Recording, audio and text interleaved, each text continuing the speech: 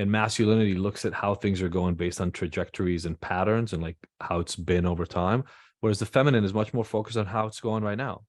So if it's going well right now, life is good. If it's going poorly right now, life is shitty. And it doesn't matter if 5 hours ago it was good. It's just what matters more is the current experience. Oriented towards being and feeling more than doing and achieving. Warmth, receptivity, and nurturing. Connection and intimacy, heart and emotions. Focus on flow and adapting to what's happening versus being linear and structured. Happy Monday, everyone. It's Sophie. And Adi. We're always looking for new ways to support you, and we know firsthand how life can get in the way.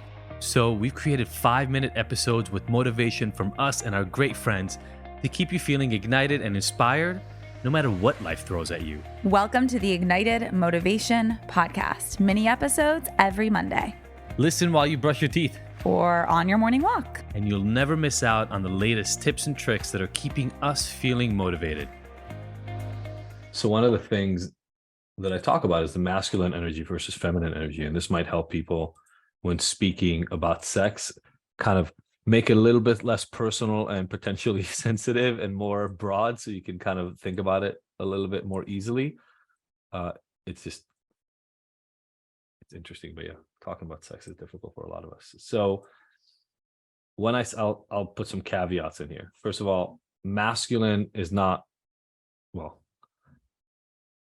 this doesn't necessarily mean man energy and woman energy, right? It's masculine and feminine, and we'll talk about this in a second, but let's just look at the masculine side of things for a second. So masculine energy is focused on achieving a goal, oriented towards action and achievement, characterized by strength, assertiveness, and independence, driven by a need to succeed and prove oneself, associated with the mind and intellect, seeks to create structure and order. It's analytical and logical. It likes to problem solve. It's focused on the individual. It's focused on the external world, so what's outside of the person, especially around goals and things of that nature, right? And again, here it is. It's linear and goal-oriented.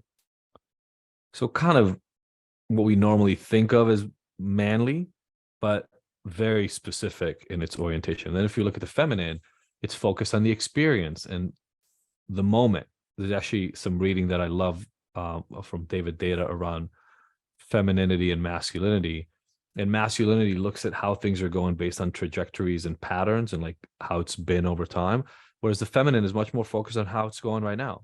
So if it's going well right now, life is good. If it's going poorly right now, life is shitty. And it doesn't matter if 5 hours ago it was good. It's just what matters more is the current experience. Oriented towards being and feeling more than doing and achieving. Warmth, receptivity, and nurturing. Connection and intimacy, heart and emotions. Focus on flow and adapting to what's happening versus being linear and structured. It's more intuitive and emotional than logical and analytical. Focus less on problem solving and more communication and relationship building.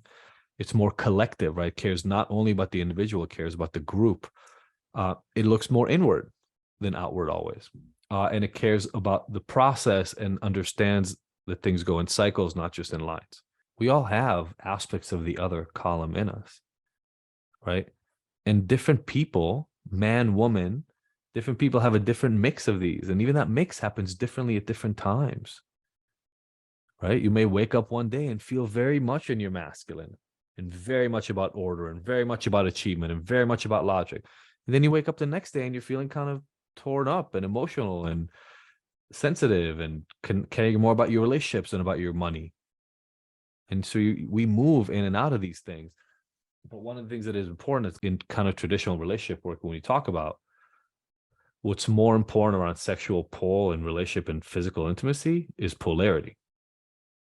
What's more important is that each partner takes a role. It's not great when they take the same role. It's really hard for two people in the masculine to be attracted to one another. It's very hard for two people in the feminine to be attracted to one another because you want that charge from the other side. If one person is going to be analytical and goal directed, the other one needs to be more flowy and emotion centric. And that's kind of what pulls us towards each other, right? Like magnets. Everybody understands this in magnets, like South and North Pole, right? Try to get two South poles to attract each other. They don't. They repel each other. And so a lot of couples long term, like 10, 15, 20 years I'm talking about, tell me they live more like roommates now. And what normally has happened is either they live in the middle of feminine and masculine, or they both live in the feminine, or they both live in the masculine. And they've kind of just gotten used to it that way.